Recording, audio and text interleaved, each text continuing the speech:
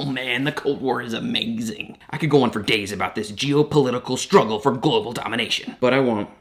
I made a promise yesterday, just what the College Board requires on the Cold War itself. Today, let's review the Cold War.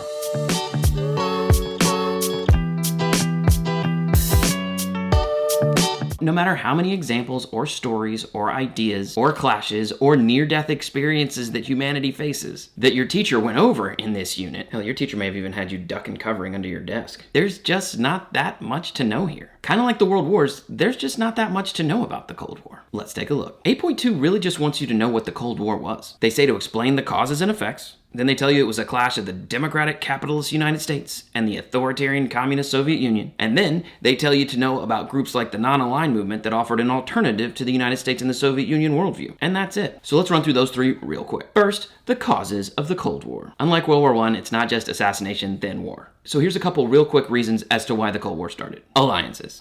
I know. These alliances keep leading us into World War after World War. But collective security is a powerful thing. The US and our friends formed NATO, the North Atlantic Treaty Organization. Not to be outdone, the Soviet Union formed their own group known as the Warsaw Pact. Next, containment. With communism on the rise globally and us being Pearl Harbored a few years back, American isolation is over. Now, the US will do whatever it takes to keep communism within its current 1945 boundaries. Why contain communism, you ask? Well, the Domino Theory states that if one country becomes communist, then the country next door will become communist, and then the country next door to that will become communist, and so on forever until we're all just a huge proletariat. Another cause, the Iron Curtain. Following World War II, Europe was split right down the middle, with a metaphorical Iron Curtain dividing the continent. Another cause for the Cold War, deterrence. The first two nations to successfully set off nuclear weapons were the United States and the Soviet Union. And we both built up massive nuclear arsenals in the hopes that our massive nuclear arsenals would deter the other side from ever attacking us in the first place. So you mix all that together,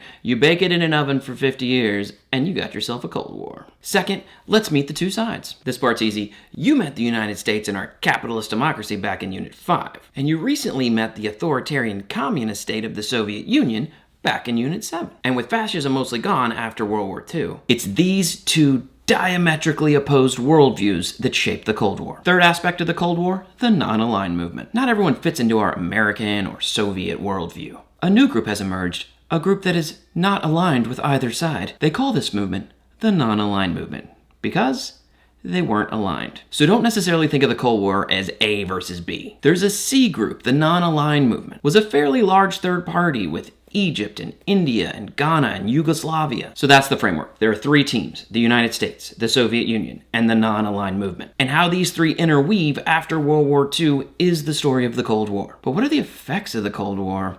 I'll see you tomorrow.